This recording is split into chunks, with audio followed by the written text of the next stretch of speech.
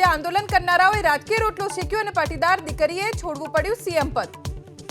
અને જેમણે આંદોલન કર્યું હતું એમણે એમનો રાજકીય રોટલો શેકી ખાધો। લેવા પાડજાની છોકરી સીએમ તરીકે હતી અને જવું પડ્યું।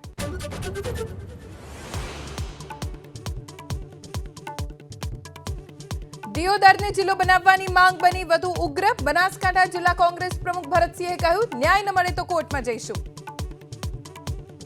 દિયોદરને અન્યાય થાય એ નહીં ચલી લેવાના। હાઈકોર્ટમાં પણ આપણે જવાનું છે। હાઈકોર્ટમાં પણ આપણું સૂર ન માનવામાં આપણે આવે તો આપણે સુપ્રીમ કોર્ટમાં પણ લડવું છે।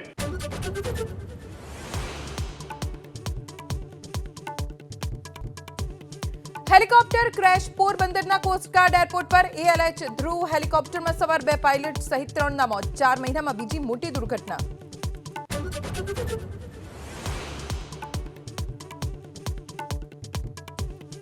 દિલ્હીને પ્રધાનમંત્રી મોદીએ આપી 12,000 કરોડના વિકાસ કાર્યોની ભેટ। આપ પર કર્યા પ્રહાર। આપદાવાળાએ માત્ર ચલાવી લૂંટ, કેજરીવાલે પણ આપ્યો જવાબ।